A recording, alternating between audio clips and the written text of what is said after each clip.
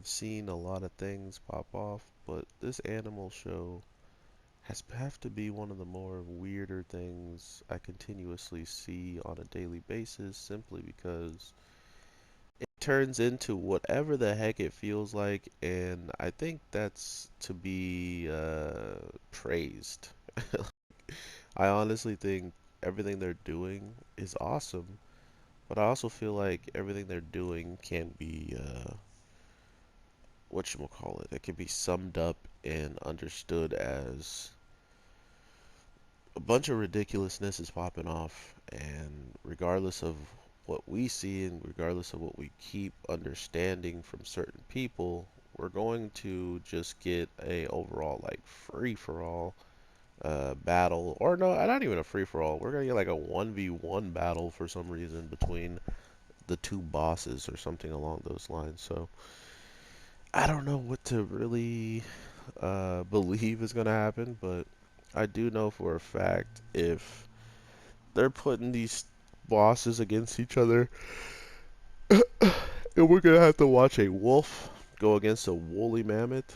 It might not turn out all that good for the wolves. So we'll see how this turns out, or what is actually going to pop off. But at the end of the day, I honestly think this show is doing a phenomenal job at just having fun, at just being goofy, at uh, actually trying to get serious at this moment and show us something that is, a problem, I guess, for the extinct animals. They want revenge. They want, just to have. Oops, I shouldn't have did that. Wow, if he dies, um, these are the types of things that when I see inside an anime, you know that it's gonna go badly. Like, how are you gonna just put this girl, this tiny little wolf against a woolly mammoth and expect me, the audience, to expect her to have a chance in the fight, including a boxing fight or something weird like that. So, we're gonna see where the heck this ends up at the end of the day, but for now, I still do see myself enjoying the crap out of this show because it's just having fun. It's just being whatever the heck it wants to be. And I think that's a rare trait to, oh yes, Barbarian's Hatchet.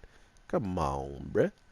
Um, I think that's an important thing to do is just to have fun, enjoy what you're doing because until then, you might not really understand why you're not enjoying yourself, what you're writing and stuff. And that doesn't feel like that's possible here. There's feels like there's so much fun, creative things happening in the case of just doing it to do it, which makes it nice to watch, what makes it better to watch than what we've already been seeing. The thing that kind of worries me the most is just where is this all going to come to like a conclusion? And when it does come to the conclusion, will we all be satisfied? Because at the end of the day, the show has been doing so amazing that the one thing that actually might be bad is the ending if it's just some weird, uh, non corresponding ending. But it feels like they're not going in that direction. We got the extinct people showing up and for some odd reason not even doing what they're supposed to be doing. They're over here acting as if they could just have fun and chill at a festival, but I guess the whole time they were looking for the human, they're looking for him and just trying to make sure he doesn't get away with anything, I guess. But at the end of the day, a lot of them got caught up and swept into the fun stuff.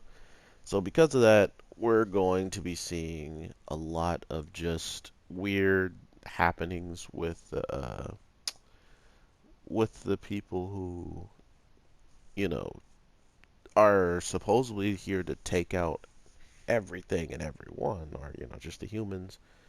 But at the same time, they're going about it very, very strangely. So I'm just looking forward to seeing what they actually come up with at the end of the day because, yes, they're supposedly extinct, but come to find out, they're really not. Like, the thing that uh this this other like what is he, a lion? Some lion that went extinct or was going extinct in 1922 and now they're not.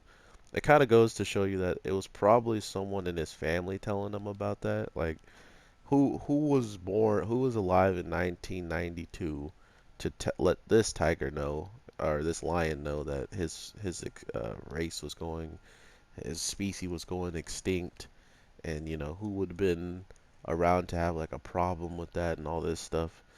It kind of draws that narrative, like how did he learn about it and why did he learn about it? It must have been something that was passed down, and because it was passed down to him, he still is harboring the grudge as if he was a part of it. So that's kind of the funny part of this whole situation, is just the fact that everything he's kind of fighting for may be just like old news, and it was so old news that it wasn't even real anymore. Like the news kind of made me feel almost as if they're being manipulated. Like for instance, this lion's being manipulated by the little bit of time he was, being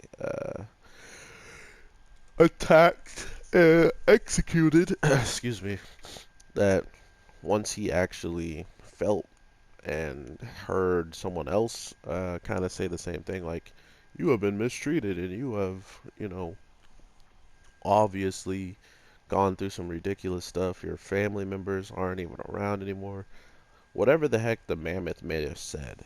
But I still feel as if there's a lot of things to take away from why these characters feel so harshly towards the human, including why they're only going after these two humans and not every single human in the humankind, Or is there even humans left? Are these the two humans that aren't extinct and you're trying to extinct some people that, are already going extinct? Like, I don't really know what's going on, but I truly, truly find it funny.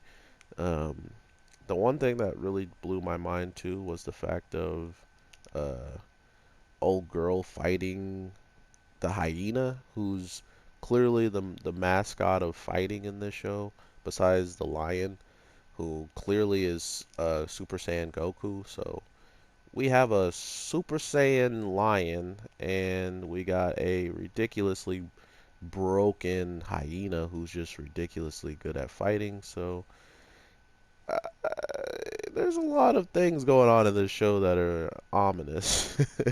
And I love it. I love it. I love the show for doing it. So, regardless of what happens, I look forward to just seeing what the heck is going to pop off at the end of the day, because not only have we seen so much of the show as like characters, so much of just them changing on the fly and doing things that they wouldn't naturally do, all the way to this point in time where now if we see or understand anything outside of what we've been seeing, it's totally out of the norm.